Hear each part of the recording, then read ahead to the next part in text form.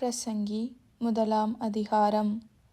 தாவீதின் குமாரனும் எருசலேமின் ராஜாவுமாகிய பிரசங்கியின் வாக்கியங்கள். மாயை, மாயை, எல்லாம் மாயை என்று பிரசங்கி சொல்லுகிறான். சூரியனுக்கு கீழே மனுஷன் படுகிற எல்லா பிரயாசத்தினாலும் அவனுக்கு பலன் என்ன? ஒரு சந்ததி போகிறது, மறு சந்ததி வருகிறது, பூமியோ என்றைக்கும் நிலைத்திருக்கிறது. சூரியன் உதிக்கிறது, சூரியன் அஸ்தமிக்கிறது, தான் உதித்த இடத்திற்கே அது திரும்பவும் தீவிரிக்கிறது. காற்று தெற்கே போய் வடக்கேயும் சுற்றி சுழன்று சுழன்று அடித்து தான் சுற்றின இடத்துக்கே திரும்பவும் வரும்.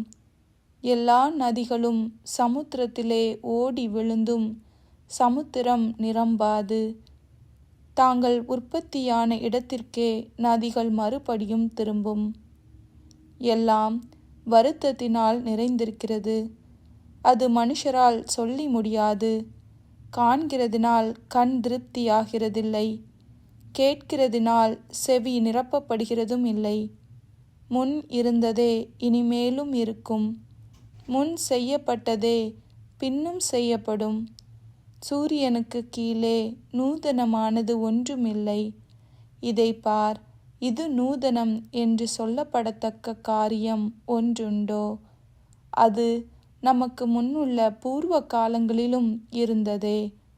முன் இருந்தவைகளை பற்றி ஞாபகம் இல்லை, அப்படியே பின்வரும் காரியங்களை பற்றியும் இனிமேல் இருப்பவர்களுக்கு ஞாபகம் இராது.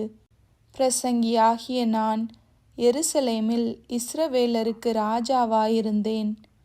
வானத்தின் கீழ் நடப்பதையெல்லாம் ஞானமாய் விசாரித்து ஆராய்ச்சி செய்கிறதற்கு என் மனதை பிரயோகம் பண்ணினேன்.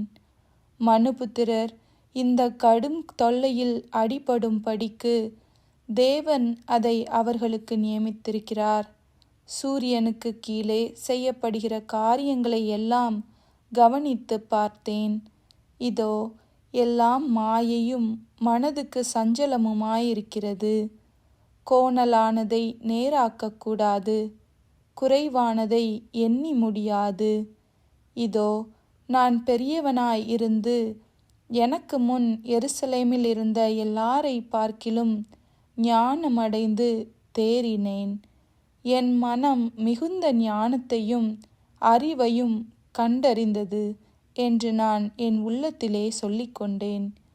ஞானத்தை அறிகிறதற்கும் பைத்தியத்தையும் மதியினத்தையும் அறிகிறதற்கும் நான் என் மனதை பிரயோகம் பண்ணினேன். இதுவும் மனதுக்கு சஞ்சலமாயிருக்கிறதென்று கண்டேன். அதிக ஞானத்திலே அதிக சலிப்புண்டு, அறிவு பெருத்தவன் நோவு பெருத்தவன்.